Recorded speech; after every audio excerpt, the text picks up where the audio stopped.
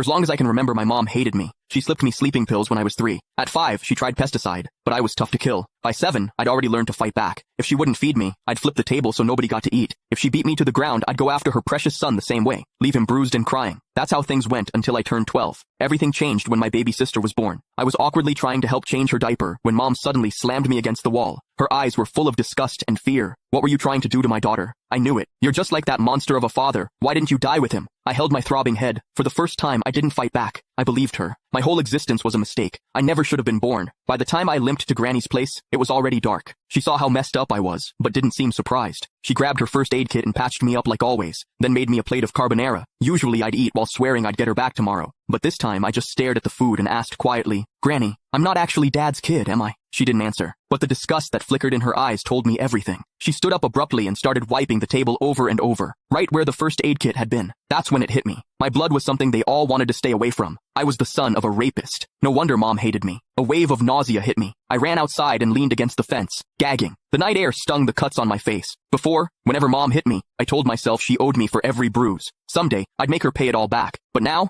I couldn't even look her in the eye. I didn't stay at Granny's. She didn't come after me either. I just wandered the streets with nowhere to go. That's when I spotted a family outside a restaurant. They were celebrating someone's birthday, all smiles and laughter. The woman in the middle was probably the mom. She looked so happy that I instinctively stepped back. Last year, on Mom's birthday, she'd smiled just like that, until she saw me. The second I walked in, her smile vanished. Pure disgust replaced it. Back then, we had to write an essay called My Mother. I wrote that Mom was a heartless villain. My teacher dragged me to her office and lectured me for the whole period. I barely heard any of it. All I remembered was her saying, "No mother in this world would ever stop loving her child." I believed her. I saved up money from collecting recyclables and bought Mom a birthday cake. All I wanted was a hug, the same kind she gave my brother, Casper, but her cold expression felt like a knife to the heart. I felt like an idiot, standing there with that stupid cake. Anger took over. When no one was looking, I caught a couple of frogs from the garden and hid them in the cake. I can still remember her scream when they jumped out. Back then, I felt a twisted satisfaction. I thought she didn't deserve to be a mother. I thought she had it coming. But now I knew the truth. I was the one who didn't deserve anything. Just existing had hurt her. As I watched that mom smiling through the restaurant window, I made up my mind. This year, for Mom's birthday, I'd give her a present she'd actually be happy with, one that would set her free for good. I decided to die. Once that thought took hold, my steps felt lighter. I even started planning how to do it without causing trouble. Something clean, with no mess left behind. But before I could go through with it, a patrol officer spotted me and brought me home. Mom answered the door. As it shut behind us, I stared at the floor, unable to meet her eyes. Her voice cut through the air like ice. "Why didn't you just die out there?" I almost snapped back, but I bit my tongue. Still, I couldn't stop myself from asking, "What would you do if I really did die? Would she feel even a little sad? If you've got the guts, go ahead. I'd throw a party." She walked straight into my sibling's room and shut the door. I stood frozen in the living room. After a long time, you can find the full story in my bio. It's free.